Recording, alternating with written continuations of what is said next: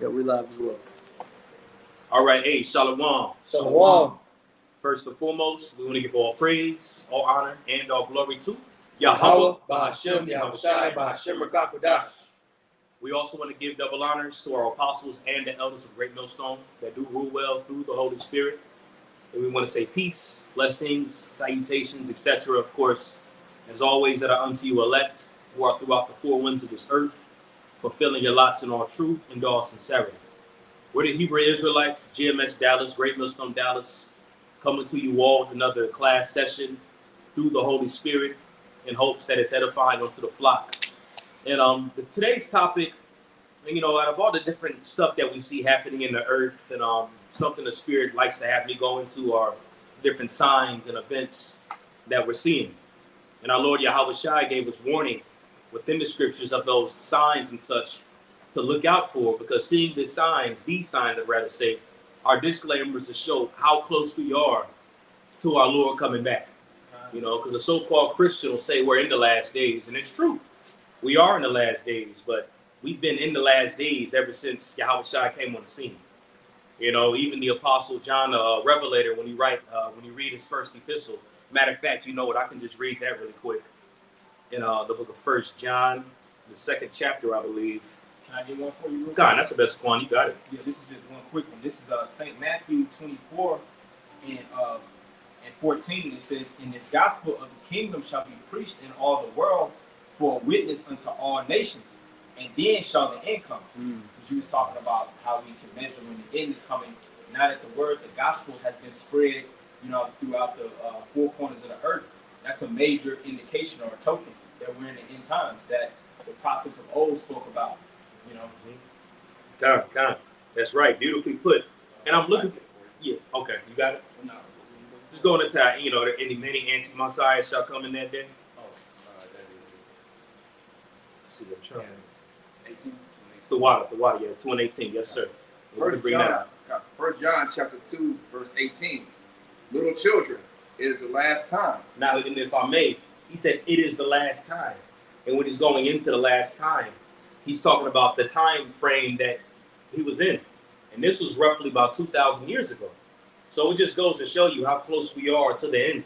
Because when Yahweh Shai came on the scene, and we don't got to get it, but even prophetically in Revelation, the 12th chapter, it goes into, the beast having 7 heads and 10 horns. It goes into the woman, and I'm pretty sure, especially you newer brothers, y'all should be aware of that breakdown, because y'all had to break it down to get here. So it goes into the nativity and birth of our Lord Yahweh Shai, but it signifies that to the time period of the final beast. You can read about it in Daniel the 7th chapter. So when you go into the time frame of the fourth beast, in Daniel chapter 7, that right there shows you that is the start of the end. So we've been in the last days for 2,000 odd rough years. So I was walking the earth. That was kind of the beginning. That was the beginning of the last days. That's right. As the Apostle John said right here, little children, it is the last time. That fourth beast that Daniel talked about. That's right. That's right. That's why we say we're in the last days of the last days. Yep. That's it. Now we're in the tail end of the last days. Yeah. Which is why our fear of the Lord should really be heightened more than ever. And even as it was written in Baruch, going into how we went astray from the Lord and how we should seek the Lord 10 times more, since we see that we only have but a few mere nanomilliseconds to the very end. So this lesson is going to be held on conduct, mindset, but also too the focus in and narrow in on how close we actually are. So those that are listening, of course, those that are taking heed, if you're doubting in your spirit, or if you're feeling unfervent and whatever, just use these times that we're in right now and see what's happening in the earth as motivation to build your faith. Because we're right here at the very end. It's a reason why there's so many crazy things happening on the earth. It's a reason why shit's getting more tacky. You can't even look on the back of ingredients without getting disappointed and frowning. When I look at the ingredients now, I'll be like, fuck. It's a lot more ingredients than it was 10 years ago. So if you look at this time that we're in according to the flesh, it's like, yeah, ain't gonna be nothing else left. But if you read it within the lens of hope, that should motivate you and gear you to being really fervent, because we see that how close we are to the end. You got it, Elder. Shalom, brother. 1 John chapter 2, verse 18. Little children, it is the last time. And as ye have heard that Antichrist or anti-Messiah shall come, even now are there many anti-Messiahs. And what's that going into? Because in Christianity, we came to think that it was going to be one guy that was led with the Antichrist that was going to come and identify himself as the Messiah. Right. Now, we obviously know the start of that goes into Esau, Edom, his rulership, him setting up a beast system and having the whole world to wonder after the beast system that we see right now. So in these last days, there are many anti-messiahs, just as there was a way in the days of, John the Revelator, when he wrote this epistle. You had the ancient Romans that were in power. And even the Apostle Paul talked about the one that was coming whose workings were after Satan. And then the times it was going to be existent, well, that's going into the Roman Empire, which is the empire of Idumea, in a sense. So that's another indicator to show you as well that in the days of the Apostle John, Yahushua, the rest of them, that was the last days, because Esau was in rule. But for Israel too, the kingdom of heaven. That's right. That's right. The Roman Empire pretty much, which is America's an extension, of course. So that's right. Beautifully put. And also how it had to be a falling away that even had to happen. Satan had to be bound in prison, just as the prophecy said. And then he had to be let loose for what's called a short season, as you read about that in Revelation. So during this short season, there's a lot that's been happening. And a few things that are going to happen that's left that are going to change the whole tipping point in the fashion of the world right now, if that made sense how I was worded. Okay? You got a point, Tazama? Well, I have a precept real quick. Okay. This is second John 7 already? Go ahead. 2 John chapter 7, verse, 2 John verse 7.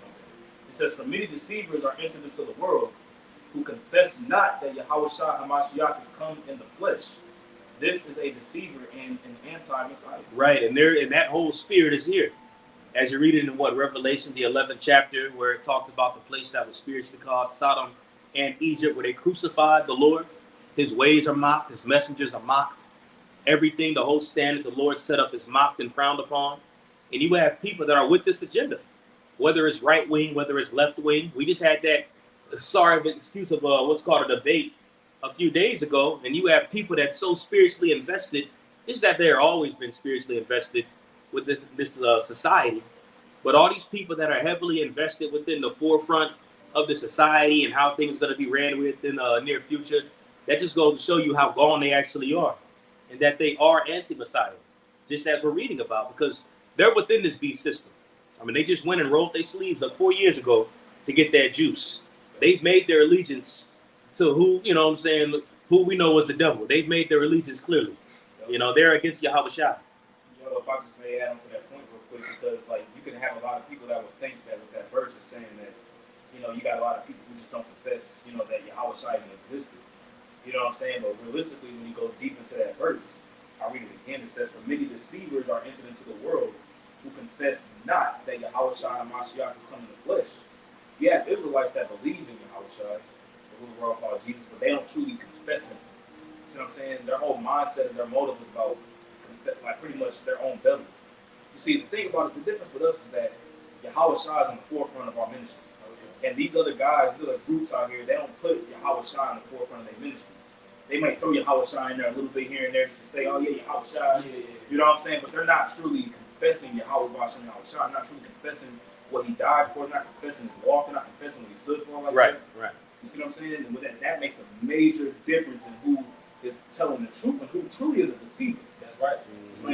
They're not ashamed of Yahushua, the humility and the stead that he will come in. They want to be exalted on this side. He gonna be ashamed of them too. With everything when he's being glorified. When you don't exalt Yahushua, what you end up doing is making it seem like you could do it yourself. All right. So a lot of them, they move in a way to where they're saying as though we don't need Yahushua. Right. That's what you're saying when you say keep the law perfect. You don't need that sacrifice. That's right. You see. That's right. It's all a do as thou wilt doctrine at the end of the day, in one way, form, or fashion. And ultimately, just as Yahushua said in John 8:44, they follow after their father, the devil. As he does, he was alive from the beginning. They're following that same stead because they are within the vibration of their system. Esau tells you to jump. Jake says how far. Not even just Jake, but the rest of the world. And again, we saw that 4 years ago. The nigga said, put that mask on, them gloves. And Jake, looking like Patrick from the episode of SpongeBob when he had the suds. You know what I'm saying? They had the gloves on, the mask. And, you know, I still work with Jake that's like that to this day. Yeah, me too. You know, I'm like, damn, bro. Too bad. I'm talking about there's a lady at my job. Too bad. Yeah, bro. It's so bad that they in the car by themselves. Mm-hmm. Like, there's no one in there. You in the car? By yourself, the windows up, and you got your mask on. That's wild right there. Mm-hmm. That's really programming. When you That's go to that, programming. it's like, That's it. That's crazy. Mm-hmm. Absolutely. Go ahead, bro. About the show. Like in 1 John chapter 2, verse 18. Little children, it is the last time, and as ye have heard that anti-Messiah shall come, even now are there many anti-Messiahs, whereby we know that it is the last time. Whereby we know, not the whole world.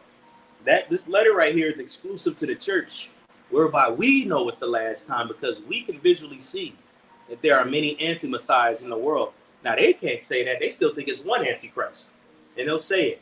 But we know that it's many, you know, and we know it's tacky as well. As the scriptures do say, the elect shall not be deceived by Satan's devices. So it's clear as day, okay? But those are indicators that it's the end. We can go to that Romans chapter 12, Baba Kashaw, and we can start at verse 11.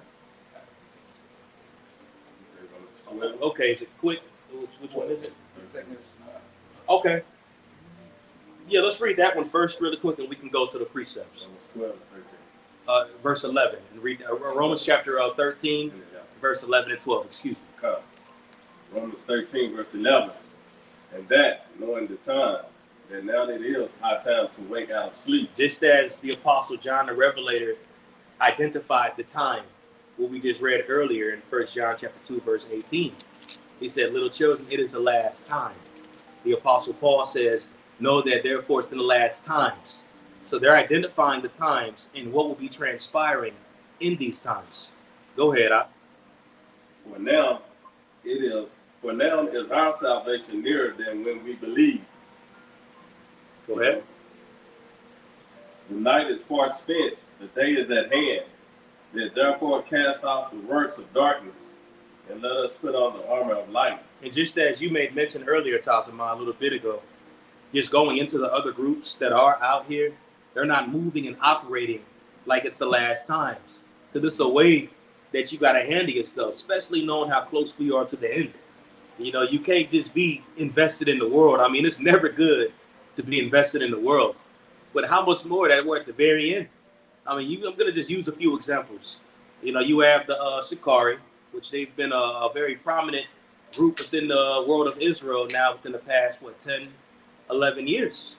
You know, but here at the very end, the very, very end, their leadership just splits up out of nowhere. Now, granted, if they disagree, they disagree. But knowing that we're on to the end, how close we are to the end, like if I got to alt with my brother and a disagreement with my brother, then I'm going to do what's in the best in my ability to make sure that that's rectified, you know? But you got guys that are just willing to just split up. It's a disagreement here, disagreement there. So in the end of the world, you're going to split up. And not only did they split up, but they started a whole new name brand, a whole new group, all these different theatrics that's tied to it. You know, you have, what's his name? Tazariak. They're on the No Jumper podcast. You know, a lot of these groups sitting down with known heathen, by the way. And these are guys that are hell-bent on the law. The law this, the law that. And they'll even go above and say that they're perfect in the law. But they'll sit down on a No Jumper podcast with whatever that guy's name is, Adam 22. Whack 100, he said. Yeah, Whack 100, Tariq Nasheed. Now, if you're perfect in the law, and you know that we're at the very end, you would have definitely considered that wasn't the wisest thing to do, because according to the law, that was a crucial violation of the law. Because you ain't supposed to sit down with the heathen, as the scriptures say. I'm going to get that for 2 Corinthians 6. Yeah, I mean, that's cool. You can get it. You know, it ain't, a big deal if it's brought out or not. You know what I'm saying? But just, these are indicators in your mind, like with us being believers, we know what we're supposed to do and we're not supposed to do. Romans chapter 2 goes into even the members in our body so that we still keep the law to the best of our ability. Right. But you got Jake that's just all out, don't give a damn. Willy-nilly, if you can hold actually Matthew 13, to him that hath not shall be taken away. Yeah, we can go into that one right there. But you got guys that aren't moving like we're at the very end.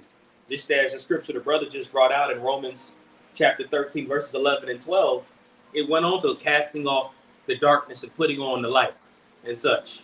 And seeing where we're at, you should be quick to do it. As the scriptures say, you should throw it away like it's a menstruous rag.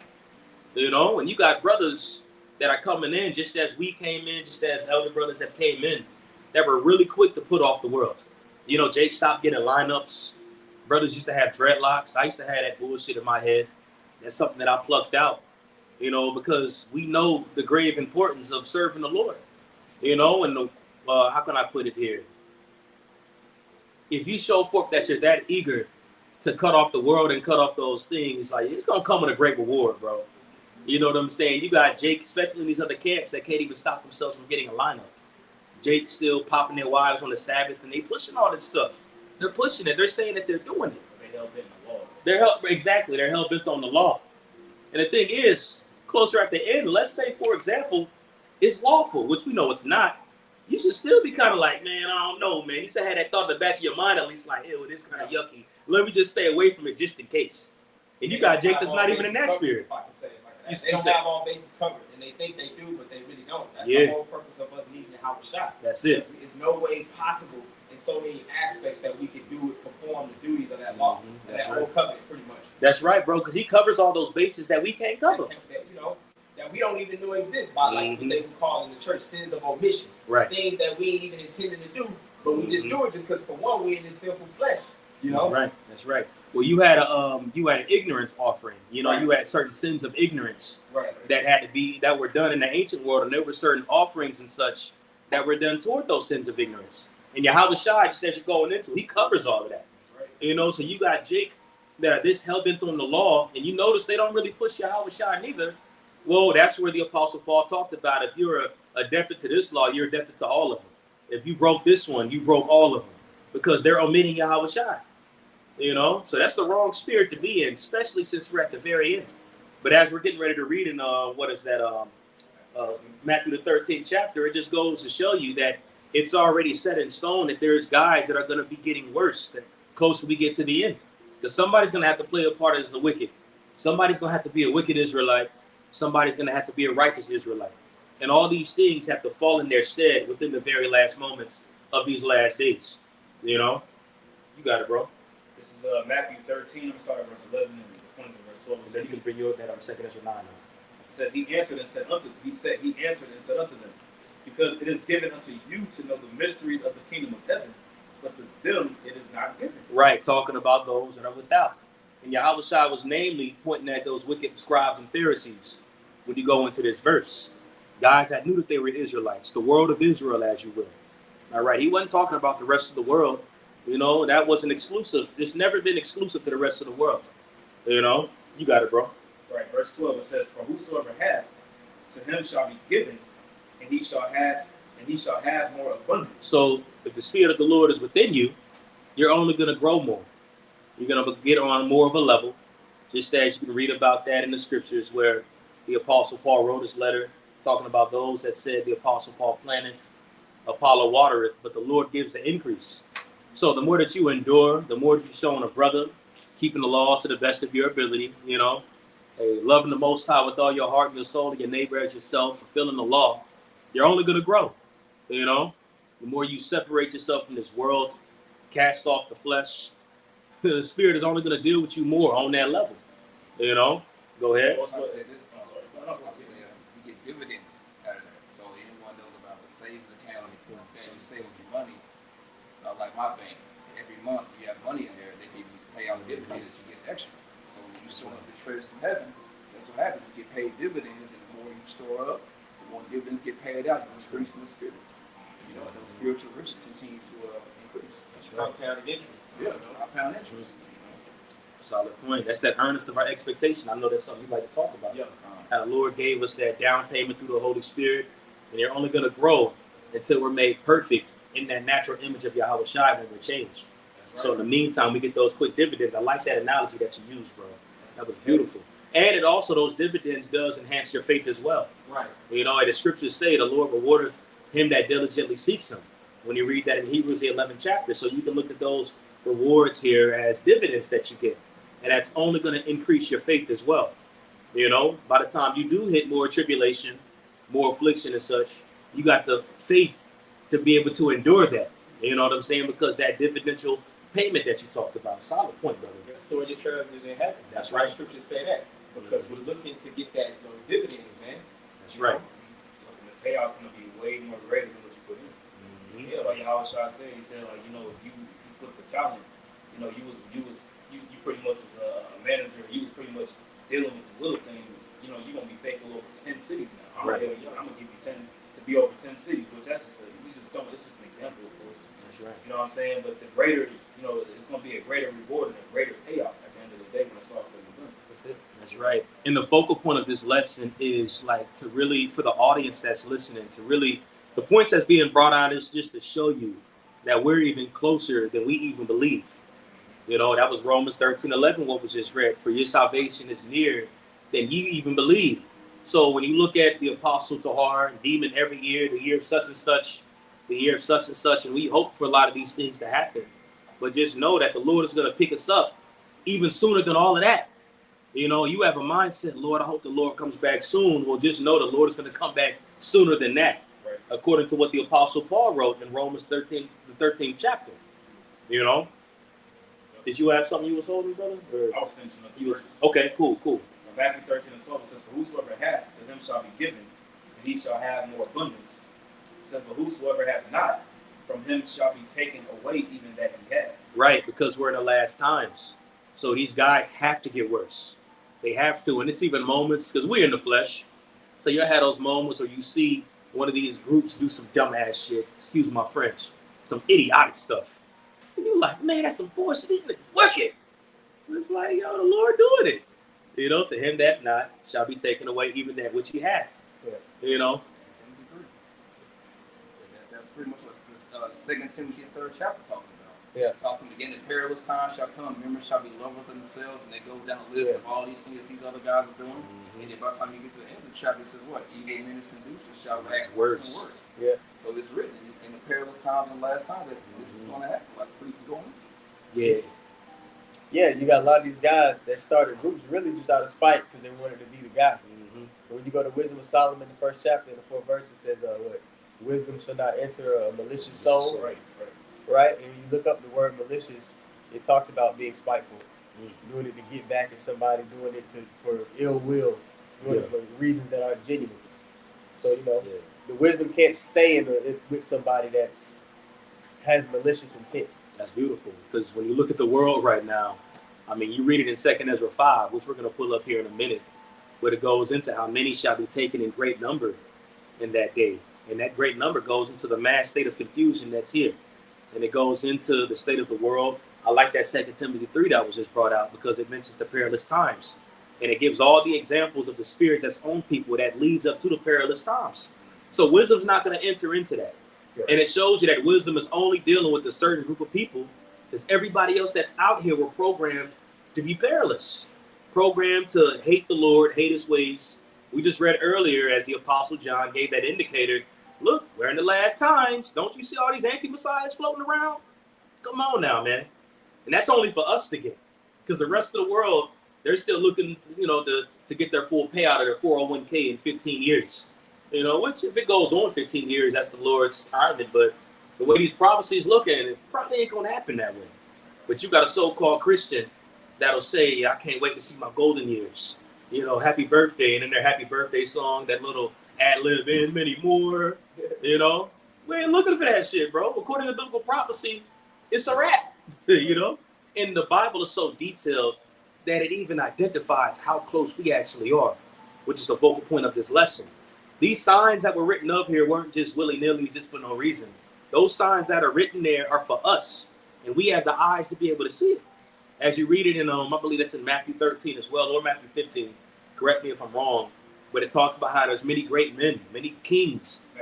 Matthew 13, the water. Many great men that desire to see the things that we see. You know? It's actually further down. Well, let's go on and read it. That's the spirit. Like, as you read down, and he goes into it. It says, Matthew 13, and verse 16. It says, I'm starting verse 16 to 17. It says, but blessed are your eyes, for they see, and your ears, for they hear. For verily I say unto you, that many prophets and righteous men have desired to see those things which ye see, and have not seen them, and to hear those things which ye hear and have not heard them. So he said all this to that small cluster of brothers that he pulled to the side. Because remember, the first question that was posed was, why are you speaking to them in parables? Right. And he says, because it is known unto, it is given unto you to know the mysteries of the kingdom of heaven, but unto them it is not given. Right. So he further expounds on, look, y'all are blessed. To him that hath shall be given more abundance. To him that hath not shall be taken away. And by the way, many great men desire to see the things that you brothers see. You know, so just as Yahweh Shai was speaking to that small group of brothers, those remnant that were there present, it's the same thing that applies to us. You know, so he's telling them personally, like, look, man, the stuff that y'all getting ready to see, a lot of great people gonna desire to see it, and they can't even see it. You know, so just goes to show you how blessed we actually are. You know, go ahead, brother. I know you got something. No, I was just saying, at the same time, it's beautiful because those great men are seeing it because they're coming back in the reincarnation anyway. That's what Yahweh Shai said. He said, "Ye that follow me in the regeneration, where the Son of Man shall sit on the throne." So, you know, you 12, you know, you're going to sit and judge the 12 tribes of Israel. But those great men like Abraham, Isaac, you know, of course, Yahweh Shai, Isaac, Jacob, King David, Peter, you know what I'm saying? Them being back in the reincarnation, those great men that seen those things or that heard about the Messiah, they seen the Messiah, and they're going to see him again and hear these great things today, which is going to ultimately prompt them to wake up through the Spirit. It's going to be that spiritual tapping on the head because the spirit of the prophet is subject to the prophets anyway. You know what I'm saying? John, I got a precept real quick. This is Matthew chapter 8, verse 11. I actually read this earlier today. And just to go into it, how Yahweh pretty much said those brothers are going to be back. But it says in verse 11, I say unto you that many shall come from the east and the west, which is really talking about the diaspora, the Israelites that were scattered. Okay? But it says, and shall sit down with Abraham and with Isaac and with Jacob in the kingdom of heaven. Just to go to show you that those spirits are going to be back and they're going to still take heed to their fathers. You know, you can also read that in 2nd Ezra, the first chapter. We don't got to get it, but it talks about that. How those men will be leaders for the people.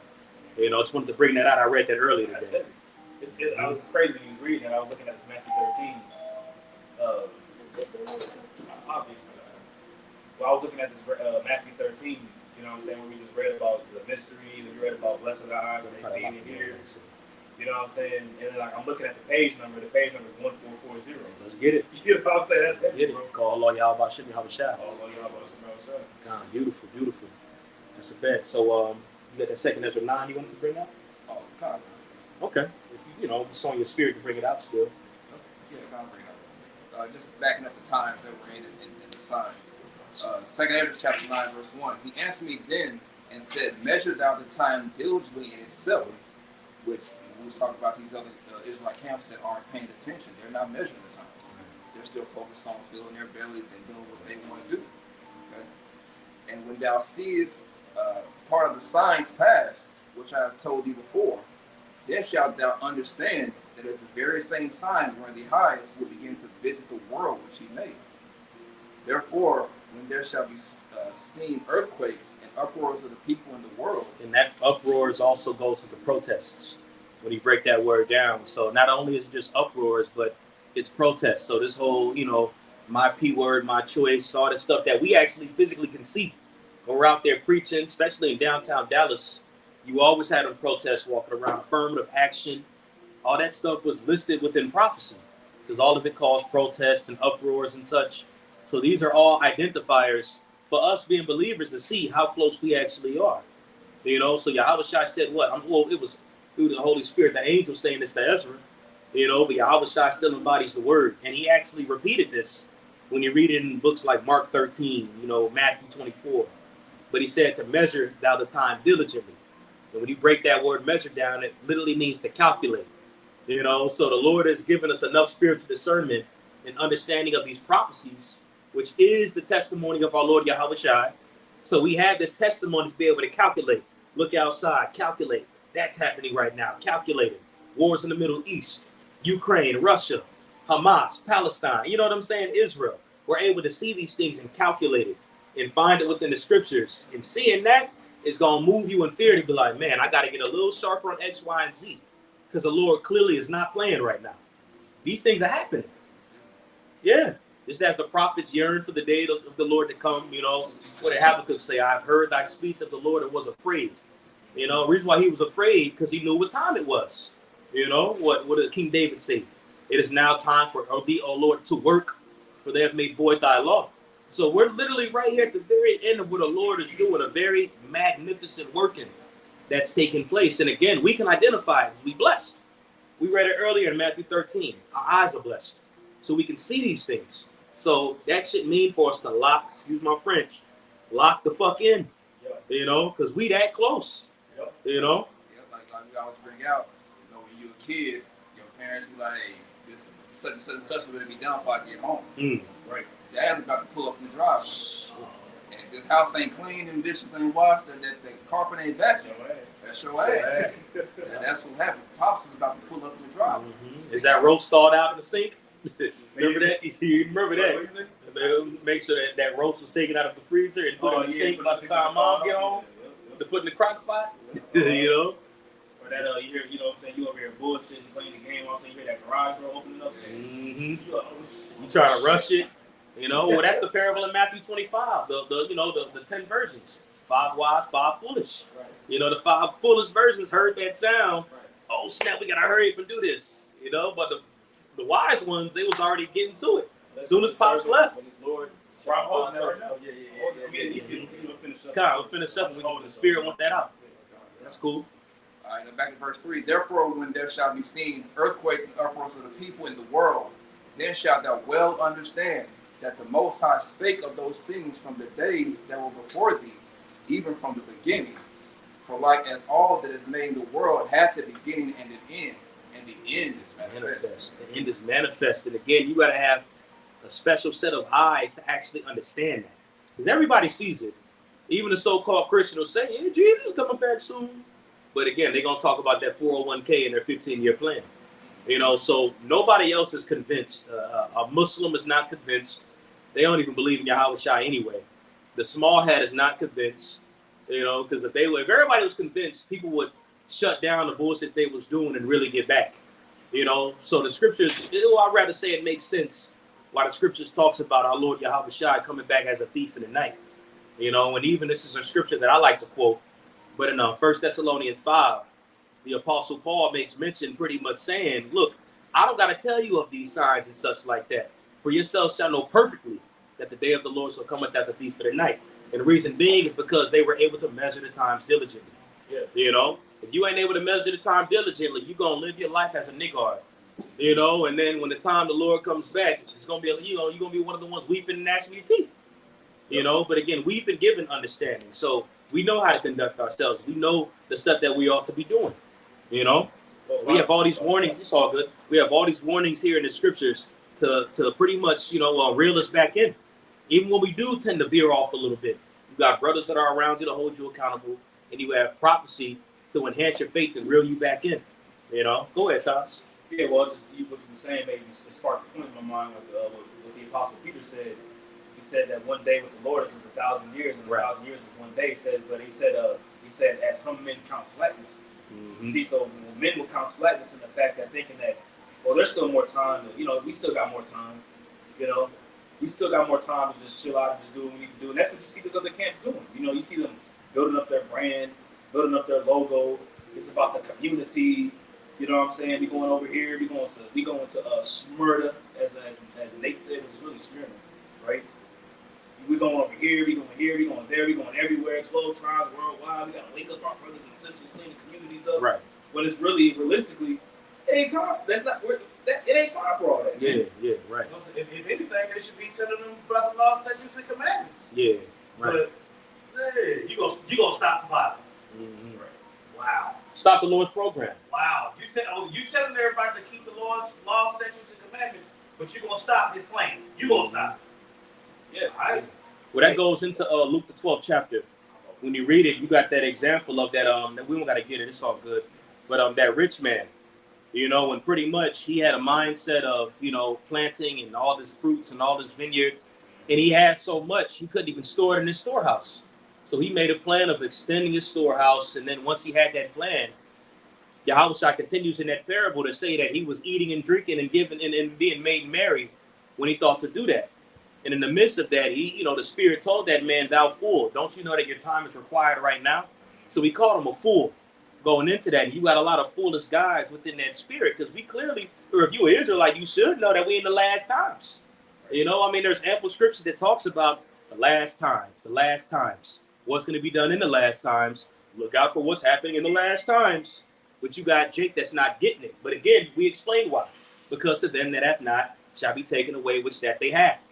You know, so while they're filling their belly within the world, their soul is being eaten away to the point where they're in space, lost in the sauce, not able to see what's happening because they're so busy of focusing on their self, their brand, what they want, their storehouse.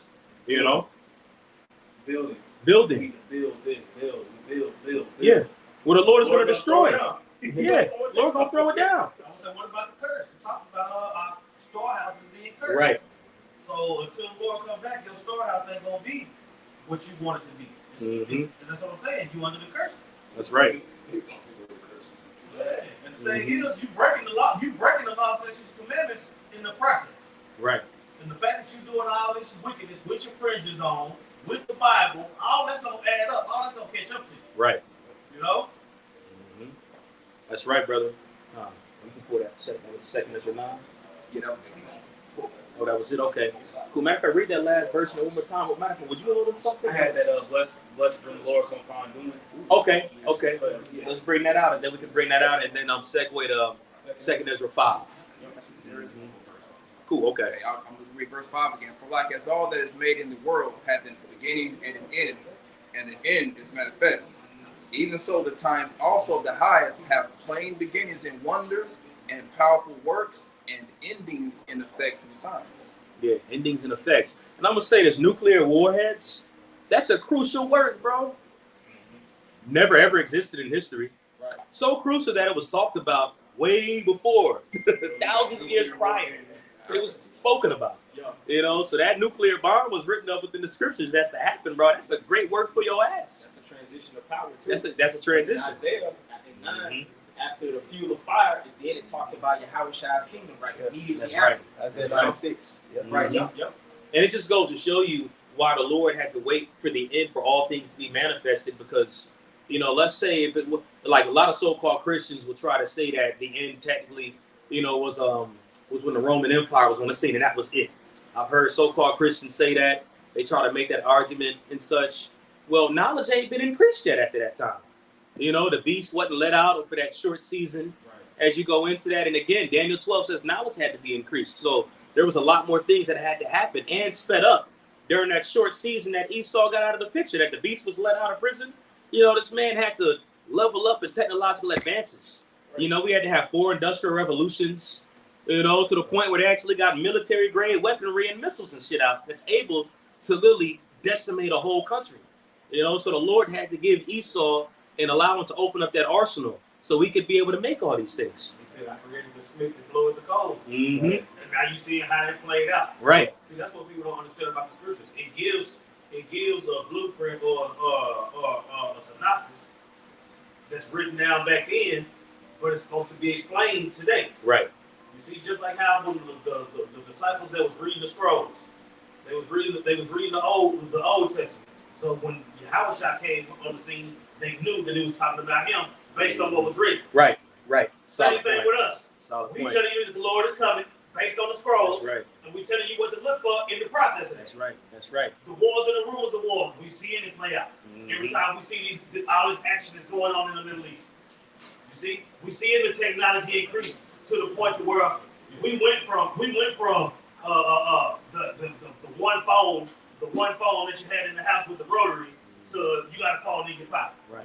We seen when the technology increased to where everybody thought the computer was the mark of the beast. And the computer was having the mark of the beast.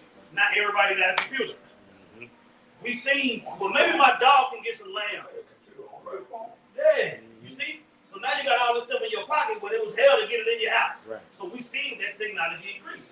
And it's based on the scriptures. This is how we're able to tell these things. Oh, this is what the scriptures was talking about. The spit being blown in the cold and the fire and it being hot and not exactly. That gotta be talking about nuclear destruction. Yeah. It's only one thing that can make your tongue and your eyeballs melt in your head.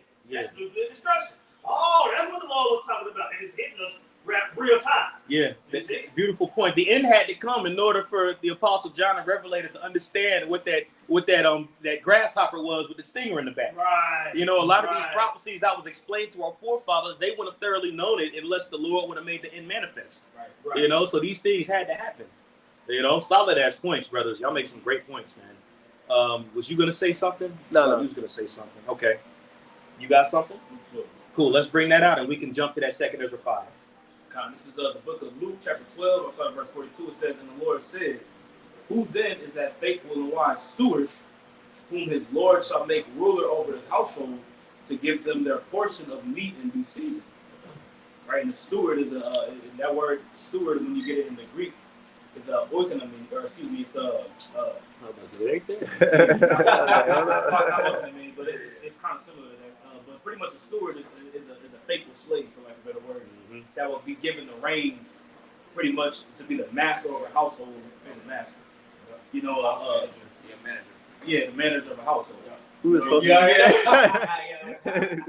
not oikonomy. It sounds like it's a similar Greek word, but you know, somebody holding it just verse 43, it says, "Blessed is that servant whom his Lord, when he cometh, shall find so doing."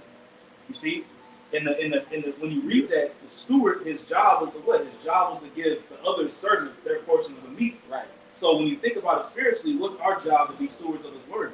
Our job is to what? Distribute the meat, right, to the rest of the people, which is what? This word.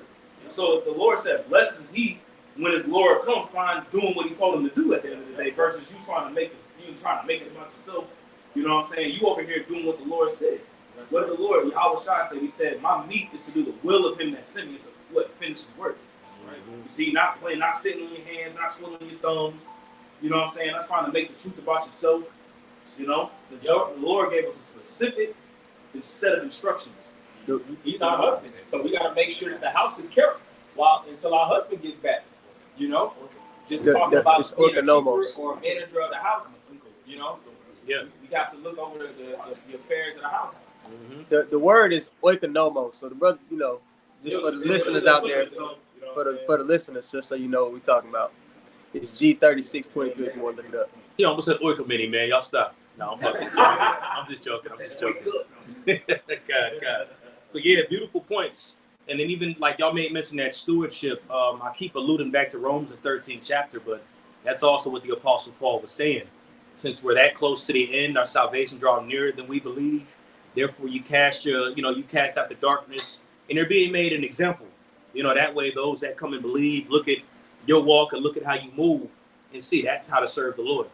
You know what I'm saying? So that stewardship is definitely key here in these last days, because Yahweh Shai is looking for a prepared army when he comes back. You know what I'm saying? That's what Ezekiel, chapter 37 is pretty much talking about. You know, that army that's being raised up before he makes his return. You know, and it's all in the Lord's programming.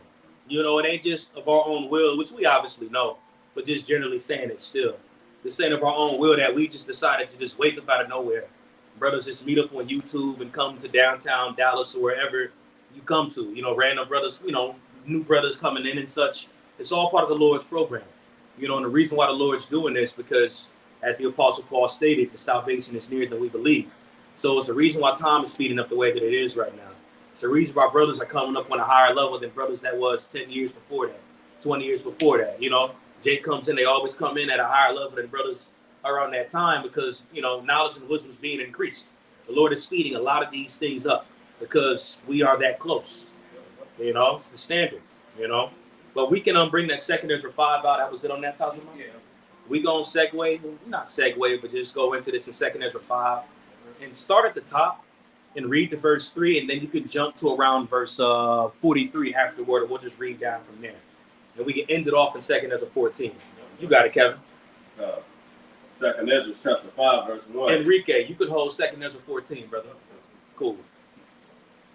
Nevertheless, as coming the tokens, behold, the day shall come that they which dwell upon the earth shall be taken in a great number. Now they that dwell upon the earth shall be taken in a great number.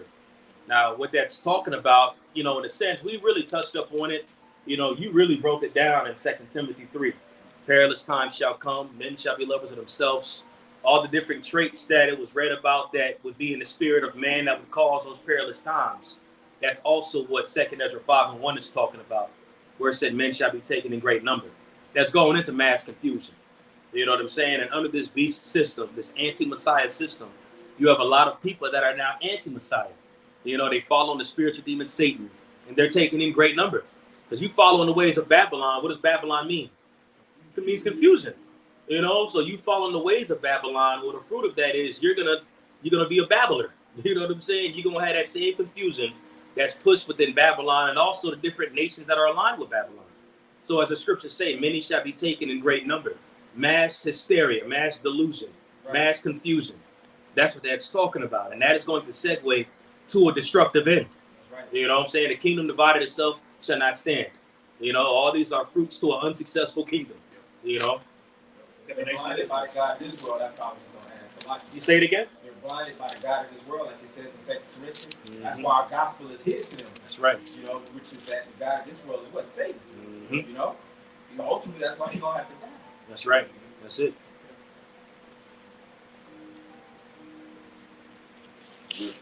Verse 1. Nevertheless, as coming the tokens, behold, the days shall come that they will which dwell upon earth shall be taken in a great number, and the way of truth shall be hidden. There you go, right there, to show you what's confusing, because it says right afterwards, the way of truth shall be hidden. Just as brothers just broke down.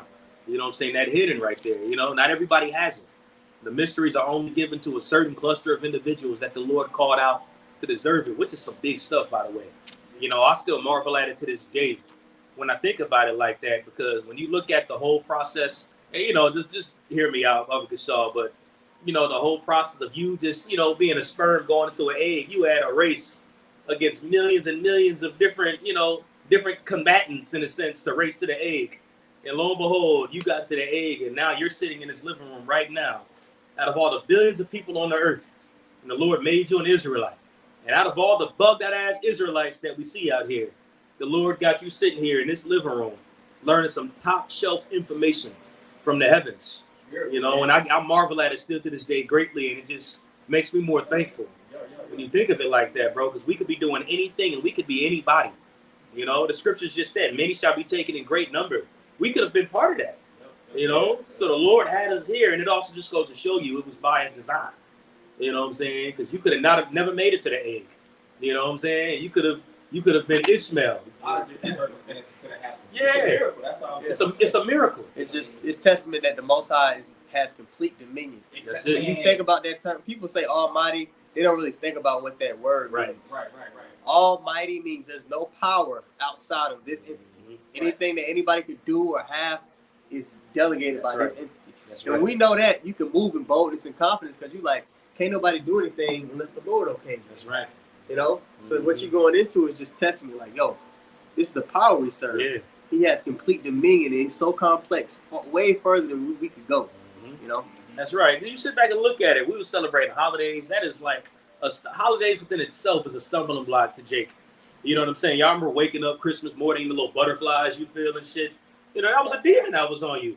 And a lot of them people can't shake that butterfly demon. You know, for one day. Yeah. This is the party. Afterwards, all that money and build up and hoopla, the day is over, then it's like business as usual. Back to usual. With debt. Now you got debts. Yeah. Everybody is old. You gotta get everybody a gift. You gotta get your woman a gift. You gotta get your kids a gift. You gotta give your cousin Larry a gift. Your grandmama, like, you you obligated to give gifts to all this. Anybody can give something. What would you say? End up what? In debt. In debt. And you struggle and all that. Yeah. Yeah. Yep. See, Thanksgiving too. Same shit. Yeah. Yeah. Easter, you dumb niggas just throwing some suits and go to church. And you don't gotta spend too much money for Easter. Right. You know, they're subject to all these demonic things of the world, man. That's right. Valentine's Day, you gotta do something special with the old lady. Right? Yeah, man, what you said is true, bro. The Lord got brothers in the right truth. Well, Right. There's only one truth. God, I got you though. Yeah, I know what you meant. We could be sitting how you want to see, right? Yeah. Right. Yeah. And he sitting there looking at that asshole. You know, the frog. Yeah. That demon on us, man. Bro. Facts. Believing in bubble eyes in the document he speaks. But, yeah, bro. But what you were saying, that should get you excited because it's like you can really be anywhere, but the Lord has you right here, getting a full understanding on how to receive salvation. You could really be anywhere, but you look how close you are. That should be like, bro, we have detailed understanding, bro. Yeah. It ain't just nothing minute. Like the Christian churches, gray areas, and a lot of what ifs, and not even a lot of them even agree within the doctrine. When it comes to prophecy, they obviously don't know it. So one will say, Ezekiel 38 is talking about Russia. Oh, it was China, but they're also called Christians. So we've been given a thorough, definitive understanding, detail. Reincarnation. You don't understand reincarnation. A lot of things in the scriptures, it's just not going to make sense. Right. Especially concerning prophecy. So just to have that right there, man, that's far out, bro. So the anticipation for a believer, especially if you're amongst the men that have the understanding, bro, it should be like in the world. You know how people get a scratch off and they go through and they look like they about to hit and they're like, oh shit, I'm about to. Yeah. Bro, we're not about to hit for some money. We're about to hit for immortality, dominion, rulership, manipulation of the elements. Like, think about what we're gonna reap if we finish the course, bro. Yeah. Right. New bodies. Yep.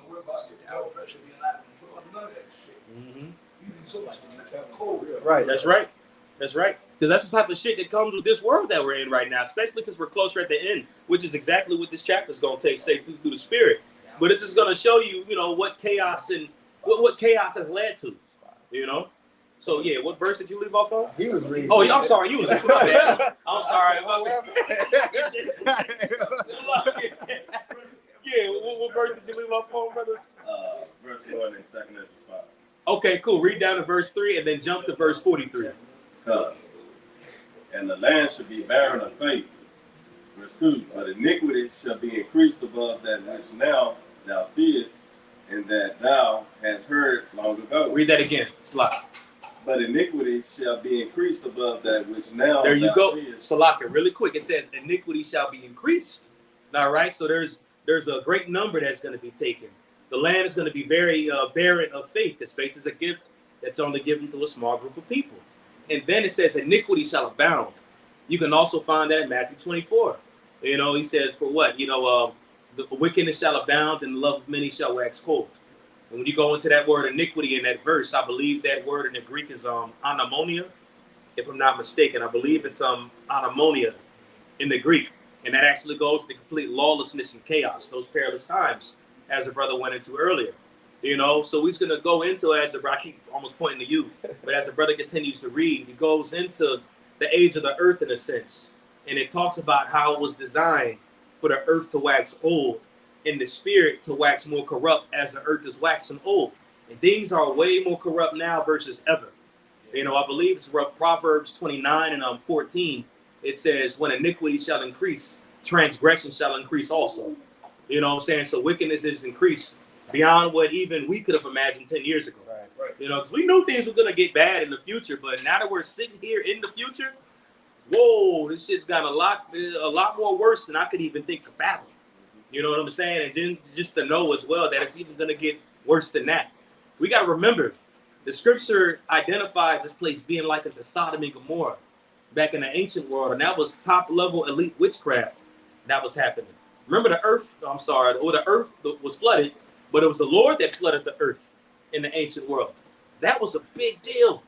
He only saved 8 souls, and he explains what was happening in the earth in those days. And what do Yahushua say? The same thing that was happening in the days of Noah shall be happening right now, where people are giving into marriage, marrying, eating and drinking, that party and bullshit lifestyle. Surfeiting, as it's written of in Luke.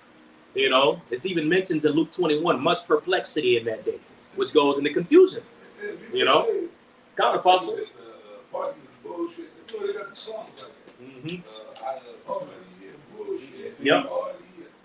So that these people, like, in their mind, but we understand, we look at it blind. You're born, right? You go to school, you grow up, you get a job, you're a hoodie, party and bullshit. You know what I'm saying? Partying, drinking, partying, oh, the boys, That's the it. girls. And then you grow old. When you get old, you can't party no more. Right. You get to a certain age, the partying shit is played out. But then people are looking at you like, hey, motherfucker, you 57 years old, man. I mean, you know, even older people party, but you know what I mean? Yeah, absolutely. I know what you're talking about. That young shit. That young shit. You get up to your 50s, you might still party. You go to a bar. Right. Or you go to a gathering. Get together in your crib, you know, like grown folk shit. Right. As we call it, grown folk shit. You know what I mean? With all that party, the real party, the clubs, you know, like jumping around and chasing bitches. But that's life, and then you grow old and your ass drop dead. So what did you do?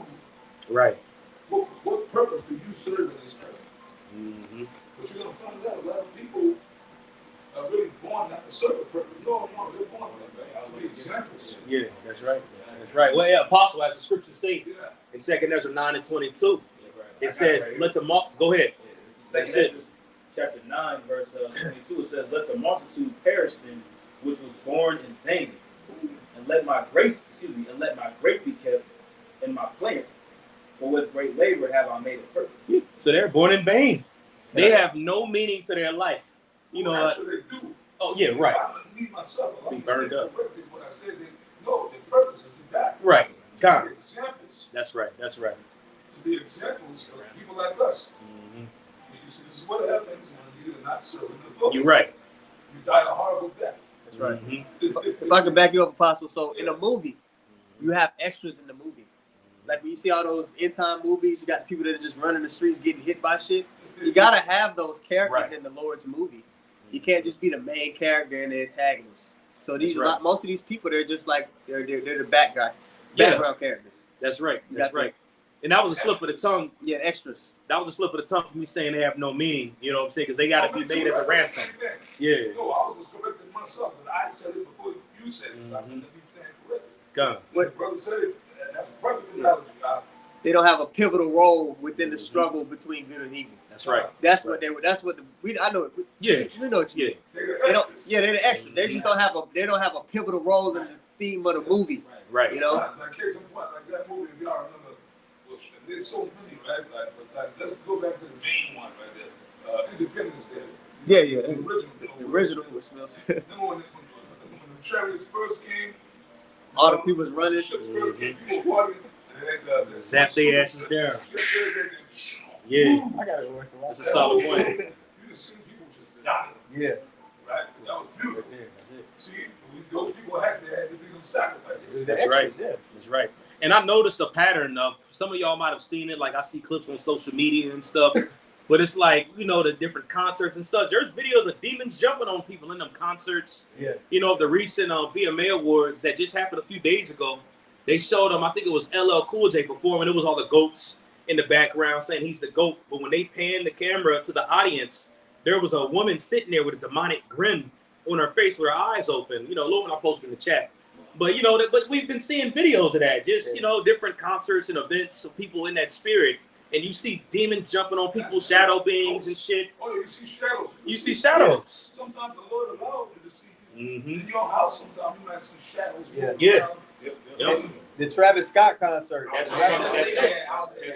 It was all those. They had ambulances out there because it was like dozens of people. Yeah. So like my chest, there's a heaviness in my chest. I can't breathe. Yep. Then they zoomed up in the video. It seemed like it was a shadow going through the crowd. Yeah, you seen it. It was on video. We can listen on that. Yeah. Mm-hmm. So for real, man. Yep. Think about it. You said they had a bunch of real live actual goats. No, it was just pictures of goat heads and everything. In the scriptures, the goat is negative. Right. The goat is negative, man. The goat is, you know, as far as the scriptures, the only reason is because the goat is stubborn. Mm-hmm. The sheep are humble. Goats are proud, and you know what I mean. And when Apostle Paul said this for years, when they slaughter a goat, it fight, it makes noise. When they slaughter sheep just they die humble. You know, I mean, now the goat itself is not a wicked enemy. Right, for sure. Understood, though. It's a lawful, righteous, symbolic. We can eat it in the Passover. We can eat goat for the Passover. if we chose to. Right. Right? But the symbolism of the characteristics of a goat. So in the scripture, they got that one, he's the goat. So that's like a satanic. It's satanic. Yeah. Yes. But in this world, it's put up as being good. Yeah. Like Muhammad Ali is the goat. I think you're the greatest of whatever you're doing. It's a symbol. Michael Jordan, the goat. So that, even that's a demonic spell. Symbolism. It's a symbol of rebellion, and even Baphomet has that goat head. Yeah, goat's head. That's right. Yeah. Yeah, and it's just when you look at just these examples that we use, you know, Yahweh Shai used that example, and we just gave some great examples to give you all a visual that's listening. But that is the state of this world right now, is what we're talking about. You know, the business of the demons and the shadow people jumping on people. Well, this world is in that spirit. They're in control by Satan. You know, they're completely possessed. Like an Exorcist movie, the bitch spitting out the green vomit and spitting their head. Yeah. That's these people that are out here. That's them. Anti-Messiah, as was read earlier. We all drive. I just got it off the road. Y'all was on the road earlier. You see the way these people drive? Yeah. Swerving, watch the news every day. Every day. Fatal accidents. Motherfuckers are shooting people. They're shooting cops. They're not even scared of the cops no more. Yep. They're just blowing cops away, crashing into cops. Right. When people see the cops, they, you know, in the old days, you see the cops, like, you driving fast, you straight up. But now these motherfuckers is crack. They got so many demons on them, drugs, alcohol and drugs and demons on them. Yeah. You know, that one black woman, she crashed into a damn cop out in Fort Worth. This is like about a few weeks ago, and killed her. Crashed into the cop car. She was going the wrong way, a nigger woman. And they showed a picture of her, man. She looked like Satan. She looked like Baphomet. Yep. Damn. Her eyes looked like black pearls. She had tattoos on her. You know, Keisha, demonic Keisha. She was all, you could see she was infested with demons. Right. You know, they said she was drug induced, alcohol and drug induced, but you could see that these people are talking. But you see, like you said, it's a blessing for us to be here. That could be us. Right. Facts. Right. The Lord could have us like that, out here in this world. Through. Just taking all kind of drugs, getting drunk, taking drug, alcohol induced comas, man. Put it in the Nebuchadnezzar. Yep, that's it. To the point where the people, everybody has a spirit, but these people out there, like you said, it's the Exodus movie. You know, when you're possessed by a demon, your actual spirit is in captivity in your own body. You're not controlling your own body. The demons have actually taken over that. All that shit is for real. Yep. Demon possession is for real, bro. Absolutely. And I mean, you somewhere in there, but you like in the sunken place. The sunken place, right. Your own That's it. body. Like you might be city conscious, but like a dark place. And that the demon is actually controlling your body. Parasites in you, shit. No, parasites in their ass. That demon. Yeah, man. Like they need a host. Yeah, demons need a host. Yep. Yeah, man. That's right, man. So, you said what? I said it's like a demon driving a car. You locked in the trunk. Yeah, bro. Yeah, You're in the back seat. Back seat driver. Beating on the truck. Yeah, beating on here, just going get tossed around in the back. That's what it is, man. You in the sunken place, like in that movie, he was in the sunken place. Yeah. And what was Esau trying to take their bodies? Right. I want those Leave them eyes. in the sunken place. That was a good movie, man. I'm telling you, no, that's a good movie, man. Yeah, that's a good movie. But that's what's happening. That's it. That's it. Hey, we just read it earlier, 2 Ezra 5. Many shall be taken in great number. You know, that's them. They all be in control. The more they allow Satan into their lives, the stronger they get. You know? And the ultimate sealing of the deal on their ass is when they take that mark, That's it. which they don't speak about. That's These it. camps. Con. Beautiful. We could jump back to that 2 Ezra 5. You already read verse 3, right? Verse 2. Okay. I'm on verse 3. Okay. 2 Ezra 5 and 3. And the land that thou seest now to have root, shall thou see wasted suddenly. But if the Most High grant thee to live, thou shalt see after the third trumpet.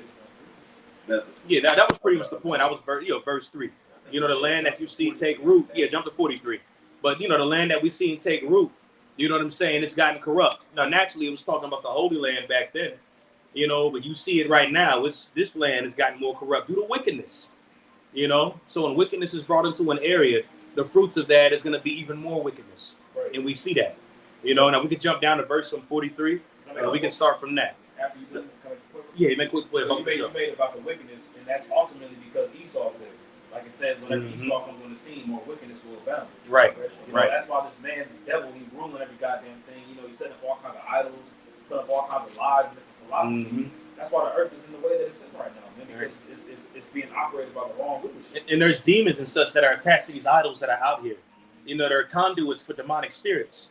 You know, so they set up, even Washington, D.C. is a giant, you know, board of just witchcraft just set up, built into a city. You know, that's another example. CVS Pharmacy, Pharmaceo. And it's a lot more of that that's actually built up than before. You know, there was a matter of fact, just really quick, something that the priest Palau had sent me a few days ago. And brothers notice you don't even see any bells anymore. Back when we were younger, you would hear the bells. Dun, dun. You would hear it. You don't hear it no more. You don't see bells no more. Because they actually rid away negative energies and negative spirits. Even the priests in the temple had bells on their garments. You know what I'm saying? Levites. They would have it. You could hear the Levites that would, you know, they had bells.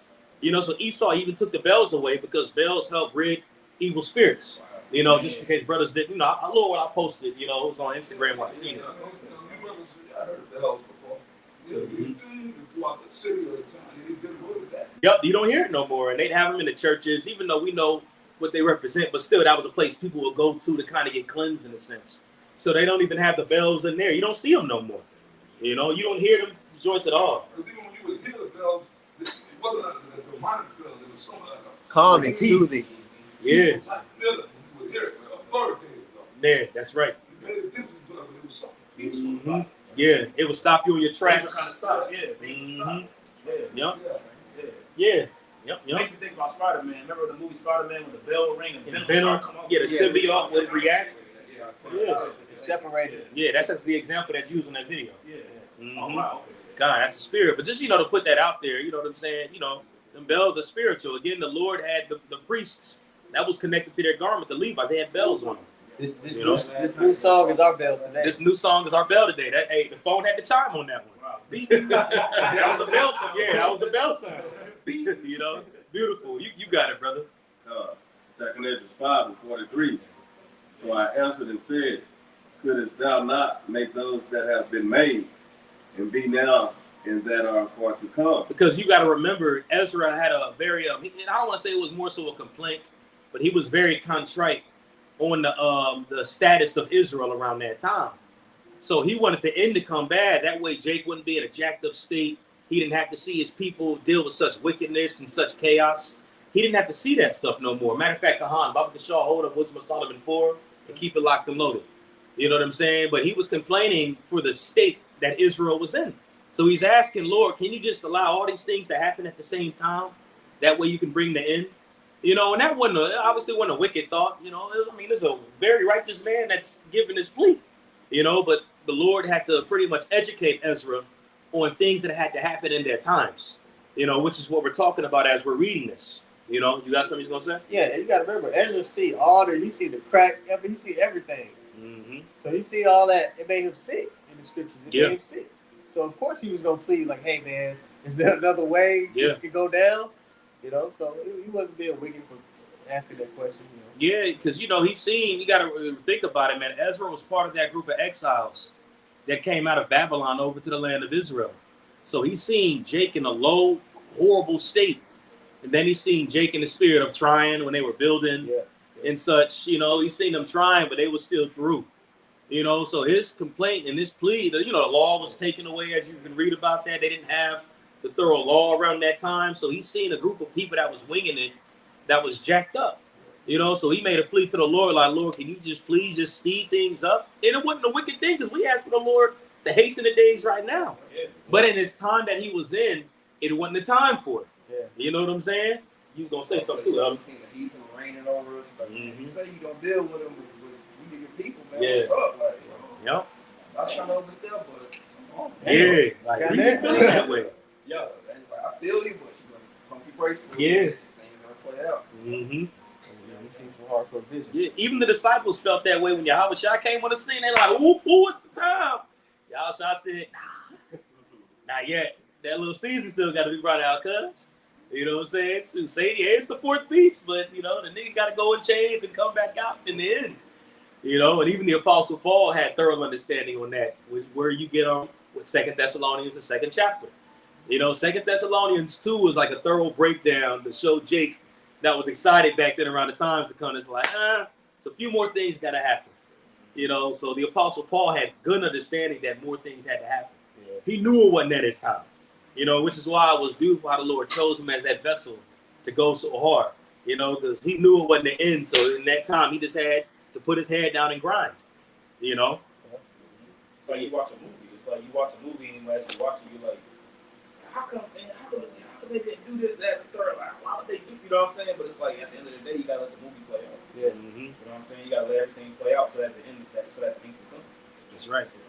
Beautiful. Continuing on. That thou mightest show thy judgment. Just read verse 43 again. It's all good. Start from the top. 2 Corinthians 5:43. So I answered and said, couldst thou not make those that have been made, and be now, and that are for to come, at once, that thou mightest show thy judgment the sooner? There you go. So pretty much, can you bring it all at the same time? You got it. Yeah, keep going. Now, I was just saying pretty much what he was saying. He's asking the Lord to bring it all at the same time. Verse 44, then answered he me, and said, the creature may not haste above the maker, neither may the world hold them at once that shall be created therein. Because again, we really explained it thoroughly earlier. You know, the end had to be manifest. As we read earlier in 2 Ezra 9, the end had to be manifest.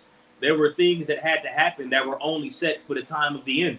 The Industrial Revolution was not made to be set at 400 BC. You know what I'm saying? It wasn't made to be around that time. The Industrial Revolution was made to start at 18th century AD. Yeah. You know what I'm saying? You know, the Celtics, the Vikings and such had to have their time when they were fighting against the Anglo-Saxons during the 9th and the 10th century. That way that, you know, the English words in the Bible, the English Bible that we had could be placed in there at their times. So when you can go into all this history in the past, and it was set for that design time. You know what I'm saying? Because prophecies were set for those times. The little season was already written about prior to this. You know what I'm saying? Daniel 7 was written prior to 2 Ezra 5. You know what I'm saying? So it had to play out. You know, so this was an honest plea, a sincere plea to Ezra. But as brothers say, you know, it was kind of, you know, they all had their simple moments, and the Lord had to kind of get on them. But it came from a righteous place. You know, Jake was just ready to see the kingdom, man. He's hastening the day, just as we are. You know, but at the same time, it's that balance of understanding. And it makes sense why it was also worded, look, even Yahweh Shai don't know the hour nor the day, save the Father that's in heaven, the Heavenly Father. You know, so these prophecies and such have to play out the way that they are designed to play out. You know, and again, we had to be here. We were there back then. Reincarnation, as brother said, had to be thoroughly taught and brought out. We had to experience all these kingdoms too, and these captivities. You know, so the Lord had to systematically do it in his time, and it's all set up in his algorithm. Okay? That's what the angel told Ezra in the previous chapter 4. Right. The number of seeds have to be filled in. That's it. That's the spirit. But he was still pushing, but like, oh, you got to come back a certain amount of times, and then set measure. Set measure. It's like the year 2000 prophecy. Right. Like the Lord didn't bring the end in the year 2000, even though the apostles they were pushing for it. You know what I'm saying? Because they wanted the end. Right. But if that would have happened, none of us would be standing here right now. You see what I'm saying? But that prophecy that Yahweh Shai said that they shall seek the day of the Lord and that they ain't gonna see it, that had to be fulfilled. That's right. And it had to be fulfilled a few times. Yeah. You know, you had Jake that wanted the end when Yahweh Shai came. You don't think Jake wanted the end of the days of the Apostle Paul? A lot of these brothers wanted the end. They knew about the fourth beast that was to come up and rule. They had an idea it was the Roman Empire. But more things had to happen. When Judas Maccabees came on the scene, you had people that was thinking he was the Messiah because his name was Judah, you know. But Yahweh Shai had to come on the scene a little bit afterward. You know what I'm saying? So, you know, you had times in history where Jake was ready, but it wasn't the Lord's timing, you know. But now we're like, it's the Lord's timing right now where we at, you know. Another example. What they call North Atlantic slave trade that totally fall and go into captivity, and that's it was prophecy. That had to happen. You know, back then they didn't want to land in Jerusalem. You guys gonna go to another captivity of these same crackers again. Put on boats and run across the ocean. You know what I mean? Solid point. To a whole other part of the world that y'all don't even know about, you know? Yeah. So would the earth really be able to withstand all these events that brothers are mentioning happening at the same time? Hell no. You know what I'm saying? All that happened in the same World War I, II, and III. Like it wouldn't no, the earth needed some time to kind of recalibrate and rebalance back. You know, it couldn't happen all at the same time. You know, and plus too, it wasn't written to happen all at the same time. It had to be designed for a certain said measure, as it was quoted earlier. Man, y'all bringing out some good ass points, man. You know, Baba Gashar, unless brothers had any more points, anything? Second Ezra 5, yes sir. Yeah, we can continue on we left off at, bro. Verse 45. And I said, as thou hast said unto thy servant, that thou which gavest life to all, hast given life at once to the creature that thou hast created. And the creature bare it, even so it might now also bear them that now be present at once. Verse 46. And he said unto me, as the womb of a woman. Now he's going to use the mother giving birth as another example. You got it? And he said unto me, as the womb of a woman, and said unto her, if thou bringest forth children, why doest thou it not together, but one after another? So he's asking a rhetorical question to Ezra, something that he has knowledge about. You know, okay, you were asking me this question about, well, can all these things happen at the same time? Well, now I want you to consider and ask the woman, hey, would you better just bury them kids at the same time? That way we don't got to have kids later? Angel cold how He's cold how he did it. And Yahweh Shai would do that all the time. Understand it too. Yeah. Something plain, Yep. You know? He would always use carnal examples. Yeah. You know what I'm saying? That's what dope thing. Well, we got to experience the flesh, bro. Yeah. You know what I'm saying? Because we can relate to these carnal examples about what the Lord is saying spiritually. Right. You know, so yeah, you got it, bro. Verse 46. And he said unto me, as the womb of a woman, and say unto her, if thou bringest forth children, why doest thou it not together? She look at you like you was crazy. Have all the kids at the same time. The woman's gonna be like, man, what are you talking about? So they ready to squeeze your hand off after one giving birth to one child. You know, you got it. But one after another, pray her therefore to bring forth 10 children at once. Go ahead. And I said, she cannot, but must do it by distance of time. There you go. So after that, you know, he thoroughly understood what the angel was saying. Ah, dang, you know, that's a good point. Yeah, a woman can't have all these kids at the same time. So the Lord ain't gonna allow all these prophecies to happen at the same time. You know, they were set for their time that was designed. You know? Yeah, it is.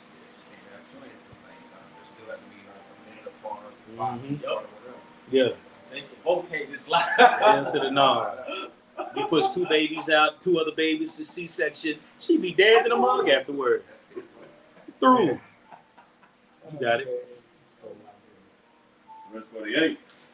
Then said he unto me, even so Then said he unto me, even so have I given the womb of the earth to those that be sown in their times.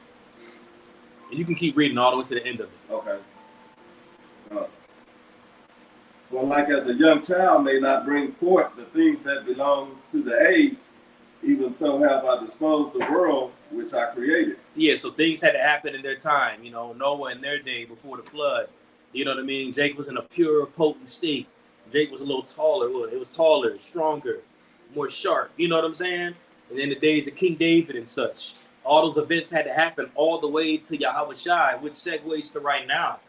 You know, and then, you know, he uses the example of a child being brought up to a mother in youth versus a child being born to a woman in her 40s or 50s or geriatric pregnancy. And even the condition of them children ain't the same. You know, you got children that come out with more of a youthful parents. That child more than likely is going to be more lively, you know, be able to correlate things faster, a little more sharper. Health might be a little better. But then you have parents that might be in their 40s and 50s and have a child. That child, you know, you got certain special cases that are out there. But a lot of times a child ain't really as healthy when they come out from a union of older people.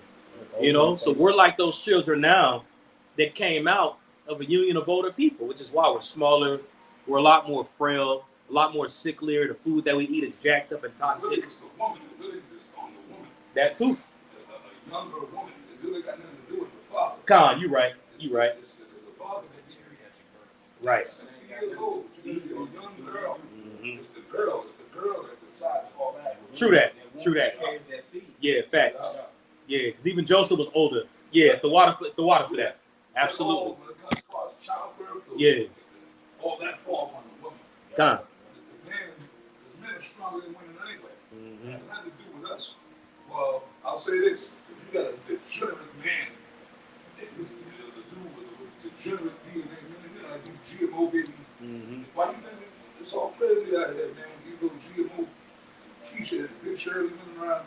You got degenerate people making these babies, so of course their kids gonna be little rock. Con, for sure. Yeah. Yeah. You know what I mean? Yeah. For real. Yeah, the water for They're that. young, Yeah. they're all young. Because these little young children popping, but they're young, the kids are still gonna be degenerates. Mm-hmm. You dig? But Con. you know, if you get somebody that's a good stock, you know, a good stock, the man, especially a woman too, the baby will come out all right, but it don't matter how old the daddy is. Right. Look, Yeah. And men could reproduce into their 80s. Yep. You know, really, men could reproduce up until they die.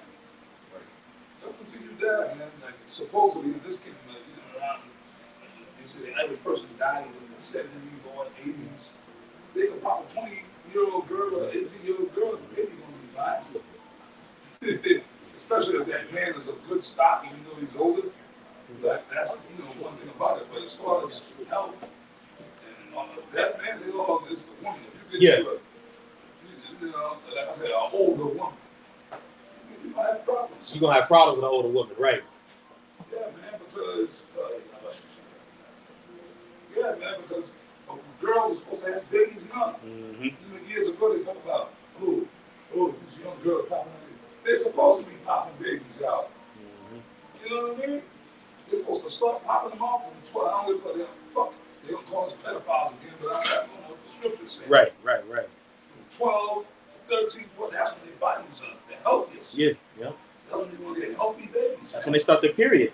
Yeah. You know, their body starts creating eggs and disposing them. They're going to pop out one baby, and then next month, get pregnant. You understand what I'm saying? Right. Look at the old days. Families were big. Yeah. Right? 13 people. Families, man, something you talking about here, man. I had 10 brothers and 4 sisters here in the South. Especially, you know what I mean? The Jakes was popping the woman, that woman, they were popping them babies out. Yeah. You know what I mean? Look at the North. Ephraim, they say Ephraim is fruitful. Poor niggas, man, come on. Man, they large families. Mm-hmm. So them women be popping them babies out, man, like almost like taking a dump. Right? Boom. Okay, then I will literally have to go again. Boom. Mm-hmm. Like you said, well, to the point, what you saying, how everything is messed up. Yeah. The water for that too. Yeah, because that's just written over. You know, it talks about the earth being like a woman. Yeah. You know, so the older the earth gets, like the woman, you know, the more the fruit that comes out of it is a little more docile in a sense. You know what I'm saying? Slow to register stuff. Right. You know? It's like we mentioned that they're having a term for it. It's called geriatric pregnancy. So that's what the earth is doing right now. Mm-hmm. I'll read the definition real quick. For sure. The term geriatric pregnancy is outdated, and most healthcare providers now use the term advanced maternal age. Yeah, and they try to change it. Just after Kevin Samuels, you know what I'm saying? They try to change it to advanced. You know, it's not an advanced thing. You ain't on a higher level if you're able to do it. It's more of a degenerate thing, if anything. Right. You know, but women are supposed to have children when they're younger. You know? Right. Well, he was telling them that. Mm-hmm. Which he got that from the Bible. Yep. Which a lot of his dialogue he got from probably watching us. Mm-hmm. But he was trying to take it and just curve it to his Right. His platform. Yep. You dig what I'm saying? But he was right. The Bible tell you that. You know what I mean? But that's why the world is so effed up, man, and degenerate. Because you got a bunch of degenerates, unhealthy people to begin with, degenerates, having babies. Mm-hmm. Yeah. These little young kids are unhealthy. I didn't heard about 18-year-old kids having heart attacks. Yeah. You know what I'm saying? LeBron's son. after that juicy juice. Yep. LeBron James' son, he had a heart attack on the basketball. And he's a collegiate, he's an NBA athlete now. He had a heart attack. Well, that jumped. The percentages of that jumped up after 2020 when people was taking that stuff. Yep. You know, so. Mm-hmm. Yeah. This refers to pregnancies where the birthing person is 35 years or older at the estimated delivery date. While pregnancies at this age are associated with an increased risk of complications, most healthy people who get pregnant after age 35 have healthy babies. Some risk factors associated with the advanced maternal age include miscarriage, fetal chromosomal abnormalities, gestational diabetes, preterm birth, stillbirth, and cesarean delivery. Yeah. So it's a lot of, it's high risk pregnancy. You know, so you look at that again, looking at the condition of the earth and the age of the earth. The earth is bearing fruit right now, but it's very high risk. You know what I'm saying? The stuff that comes out of it is potent as it was back in the earlier days of the earth. You know what I'm saying? And we said it, I believe it was, I can't remember where it was. I think it was a camp afternoon day. But pretty much we said, you bring out your forefathers and put them on a time machine to right now, especially before the flood. The sons of God, if they was to get in the time machine and look at right now, one, they'd be looking down at us because we're small as hell. And they'd be like, man, hell to the no, I'm going hell back, man. Forget that. You know what I'm saying? Because how corrupt shit's gotten. Yeah, they be ready to put people to death. But the unique thing about it is, everybody likes an underdog story. Because now you got the weak ones that are in a position of victory and winning. You know what I'm saying? That's why the end of a boxing match is so much more exciting than the beginning of it. Because in the beginning of it, you full of your energy, you kind of feeling your opposition out. But in the last few rounds, those are the championship rounds. When you're tired, drained. That's the most intense part. Yeah. And the 12th, especially if both fighters make it to the 12th, Mm-hmm. rock them top and fight, Yeah. you want to edge your seat back. Especially your favorite, you want to know if he's going to pull it off. Yeah. He could get knocked out in that left eye. Mm-hmm. That's right. The earth is in the 12th round right now, man. According to the Bible. We're going to pull that out too. But according to the Bible, it's the last round, the last few seconds of the last round, man. Verse 50. Yep. And keep reading all up to the end of it. 2 Corinthians 5 and 50. How many verses in it? 56. Okay, cool. 2 Corinthians 5 and 50. And I asked and said, seeing thou hast now given me the way, I will proceed to speak before thee. For our mother, of whom thou hast told me that she is young, drawing now nigh. Talking about the earth. Okay. The earth, and now it's old. Go ahead. He answered me and said, ask a woman that beareth children, and she shall tell thee. Say unto her, ask your mama. Go ahead. Wherefore are unto they whom thou hast thou Salakia. Say unto her, wherefore are unto they whom. Yeah, just slow down. You're a good reader. Just slow down. You're a good reader. Say unto her, wherefore are unto they whom. Maybe I'm saying that. Yeah, I'm reading like this. Okay, so you're on point then. You're on point. Yeah. That's what I thought. The dang translations, man. No.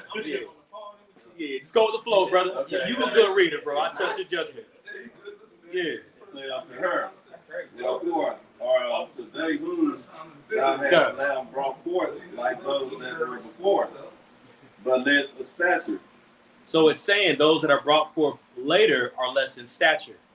All right. So if a woman is older, high risk pregnancy, the child is going to be of lower stature, not as healthy, not as sharp, and that's natural. This is biology. You got it. Verse 53. And she shall answer thee and she shall answer thee, they that be born in the strength of youth are one fashion. Yeah, the Nephilim, you know what I'm saying? There were giants in the earth in those days, which, are just renowned men, but you're sharper, you're bigger, you know what I'm saying? It's different, go ahead. And they that are born in the time of age, when the womb faileth, or otherwise. Now that's us. You know, we're different. We ain't the same as our fathers back then. Remember, back in the ancient world, that cluster of grapes was huge, and it took 2 men to carry it back then. Probably take about 5 to 6 cats to carry that same cluster today. You know, we ain't the same as we was back then in the flesh, but through the spirit. Yeah. Baseball. Things like this, and he good as hell. Yeah. To us anyway. But that cluster of grapes, you said took what, 2 strong men? The 2 men. Great man. Remember, you said it earlier in the lesson. We were bigger back then. Talk about some goddamn who like world champion, you know, dudes like that, Shaq, people like that, these tall guys. Yeah. Talking about Andre the Giant, Mother, man, come on, man, them guys were considered little guys In the ancient world, yes. Yeah, there was more nutrients in the food. Yeah. The atmosphere was less polluted. Yeah. There was more oxygen going into your, especially before the flood. More oxygen going into your lungs, so you know, more vibrant. If we was in that atmosphere, we probably would disintegrate. Oh, we got with somebody. It'd be like us being in outer space right now. Our lungs will collapse or explode. Like I said, a grape like this size, probably more than likely that was a grape. So for you to hold that grape, you hold it with 2 hands. We had to be bigger. Shit, you know, but imagine the size of an apple. Yeah. Yeah.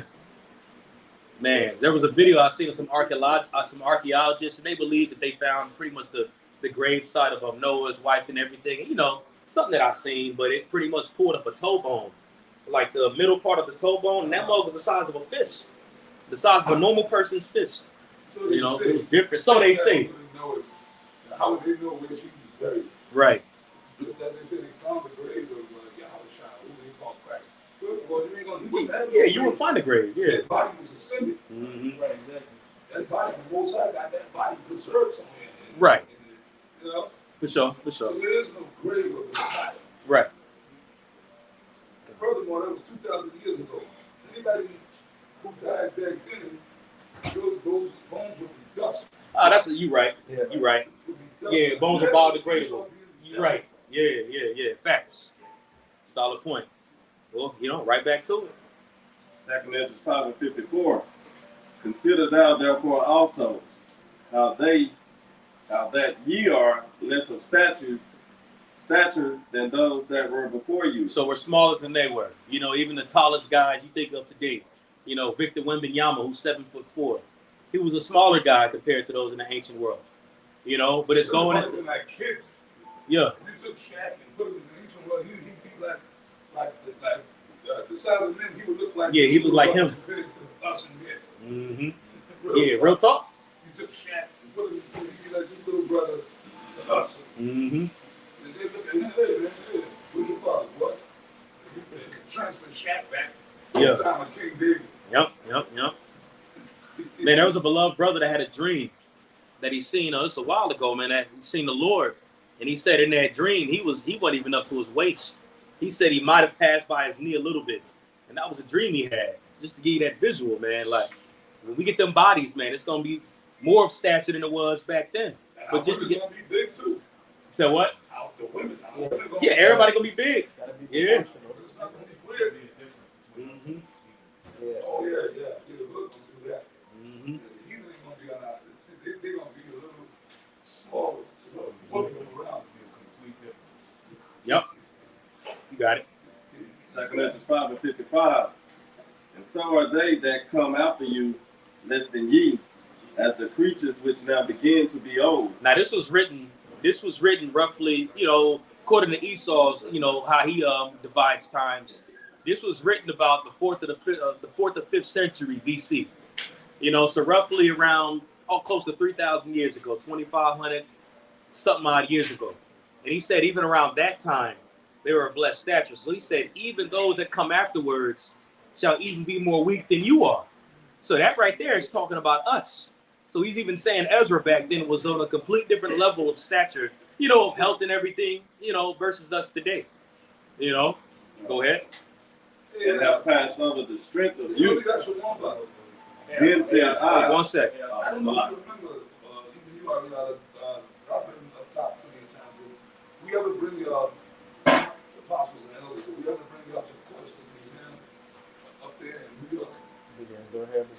full medieval actual medieval castle that they trained? No, we didn't go to the We never, all these years, we never went We went to to DC, the clusters. we went to Stanford, we went to DC. Okay, I know it was what, Yale. okay. Was it Yale we went to? Because it's wrong, we brought y'all to the But clusters. y'all did us filming at the course. Y'all filmed We there? wasn't there though. Oh, okay, okay. We wasn't there. Anyways, the Cloisters Museum is not the Bronx. It's right on the borderline. It's like that upper Manhattan. We used to speak out there. We used to go there years ago. It's an actual, from the Dark Ages, which that was Jake. That was us. It's an actual museum. Beautiful, awesome place. The Met is dope too. Yeah, the Met is The cool. first time we came to New York, me and Elementary. Oh yeah, We went yeah. to the Met. Oh no, the Met is bad. Yeah, the Met was dope. But the Cloisters is on another level. The course is better than the Met. I'm not gonna say better, but it's different, man. I guess it's different. When you walk in, it's an actual. We just ended off on this right here. You know, second and 14, gotta get that. They said they brought it over That was somehow, brick what by point brick, less. put it right back together, and they got all the artifacts in there from the men of that time. And when you walk in this one corridor, you can tell that the people that it's the Dark Ages, they were giants then too. Yeah, they were Because tall. when you Yeah. walk in, the door is like a huge door, and there was a dresser, a fucking, like some of this dresser was only one of them knights or kings. They put it like this, you see, from that wall right there, from the floor to the ceiling, that was the top of the dresser. Oh, so it's massive. Yeah, and you could tell it was a dresser. Jake was tall. It was like, yo, Yeah. and they had suits of armor, and there was one suit of armor they had behind, cases. You know how it is when you go to the museum. And the dude whose ever suit of armor that was, he had little images of himself embroidered in his armor. As you can see, it was a straight up black dude with an afro. Straight up jacket. It almost looked like the image of Yahweh Shai. The body was a knight. And that was his suit of armor. You could clearly see when you go to that those were the shapes. Yeah. The Met, you been to the Met though, right? The Met. Huge, man. Oh, the weapons, their swords, You would love their battle axes. Brother, these things are giant. They don't look like something we would use today. Y'all should go to the Met. Okay. I would rather say, And was, I want to go to the first. Lord willing, if the Spirit got it, where all of us take a collective trip back up, we gotta go. Time. We gotta go to the cloisters. We gotta go. We got to go. We used to speak in front of the cloisters at one point. But prior to that, Apostle Tahar used to always bring us there back in the 90s. Happy sorry, I used to come with us sometimes and film. Yeah, man. But like was backing up what you said. Yeah, no, the water for that. That right there, that's like what, 1,000 years Yeah. during the time of the knights and Jeez. medieval times. Absolutely. So from that time to now, Jake, people Shrunk like a motherfucker. Damn. Human beings shrunk. You know, the water for that. Shit, the water. Yeah, I didn't know That's that. why I brought it up. Like, Yeah. He had brought y'all to the questions, but I'm like, damn, I guess we never got a chance. But if you go to New York, that's a museum. The Met, the other Ariana said, that's fire too. Okay. If you was to go into which all of us here should be. Anybody geometric Yeah, yeah, into that. into stuff like that. That's research. Mm-hmm. Yeah, for sure. The water. You know what I mean? Cool. Well, we Have can. you been to the Rock Road Museum that's out here? No, You would love Yeah. it. no. We can end off on that. We'll end off on that second Ezra 14. We'll read. That's pretty much it on that one. That's pretty much the point. We'll end it off on second Ezra 14 and start at verse like 12.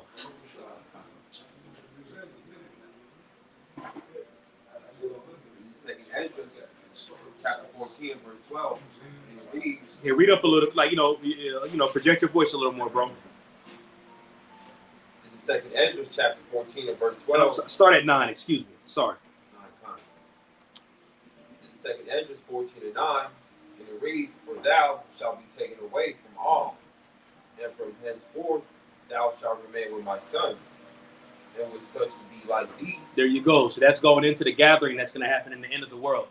The angel of the Lord is telling Ezra, look, you're going to be taken away from all, and you're going to be gathered with those that are like you in the very end. You know, it shows you reincarnation 1, and it's what if the Lord has those that are with Yahweh Shai collectively together at the very end of the world. Just as the scriptures talks about that great gathering that's to take place. You know, that's what that verse is talking about. Meeting up on YouTube and everything like that to what we see here today. Okay, go ahead. Until the times be ended. This is verse 10. For the world has lost its youth, and the times begin to wax old. Just as we read in 2 Ezra 5. The world, 2 Ezra 5 tells you how the world lost its youth, and he gives you a very detailed explanation of how. All right, so we have a thorough understanding of that now. Go ahead. This is verse 11. For the world is divided into 12 parts, and the 10 parts of it are gone already. Now, this is the point right here, because it says the world is divided into 12 parts. That right there is showing you, it's giving you a timeline of the planet Earth. It's not going into sections of the Earth like pie, but it's going into the time frame of the Earth's life. I think it was you earlier that quoted it earlier. A day up to the Lord is 1,000 years. Into the year 1,000 you know. So the Earth is roughly, you know what I'm saying, designed to be about 12,000 to 13,000 years, you know, until the end comes pretty much, you know. Go ahead. And half of a 10th part. So it said in the days of Ezra, the 10th part is already passed, and even the half of the 10th part. Now, this was 2,500 years ago saying that. So if the earth is divided into 12 parts, and in the days of Ezra, which is between the 4th and the 5th century BC, it was already 10 and a half parts that was already passed. And you fast forward to right now, hello, you clearly see where we at right now. Like, if it's divided, does that make sense? Does that make sense to you, Kevin? Yeah, it makes sense. Yeah, if the earth is divided into 12 parts in the days of Ezra, 10 and a half parts was passed, then it's like, I mean, what else can you say and do? Yeah. You know what I'm saying? That verse right there clearly shows you, like, if you an Israelite and you bugging the fuck out right now, you just meant to be a bug that ass Israelite. You know, because we in the last few nanoseconds of that day. You know, especially since the last days technically started since Yahweh Shai was on the scene. We're in the last few moments, says this verse. Go ahead. This is verse 12. And there remaineth that which is after the half of the 10th part. Verse 13. Now therefore set thine house in order, and reprove thy people. Comfort such of them as be in trouble, and now renounce corruption. This is the main job. This is what we need to be doing right now. And it don't matter if you got a butthurt Israelite that's out here saying it's too mean. Y'all shouldn't be getting on Jake like this. No, we're in the time right now for pussyfooting. We at the end. You know, so if you ain't going to get it, you ain't going to get it. You know what I'm saying? But we got a job we got to do, especially since we know what time it is. Just as we read earlier, little children, you shall know that in the last time an antichrist shall come. Well, now, little children, there are many anti-messiahs that come, for it is the last time. So we're in the last moment of the last time right now. And hopefully this lesson here, this class, brought everything full around in retrospect to give the audience, you know, ammunition to really just be on point, especially since we know what time it is. Right. You know, because we closer than we even believe, as it was read earlier in Romans 13 and 11. Right. You know, so that verse right there really shows you how close we are to the end. You know, so hopefully, you know, the point was made. I believe it was made through the Spirit. Hopefully it was edifying. A lot of beautiful points was brought out through the Spirit.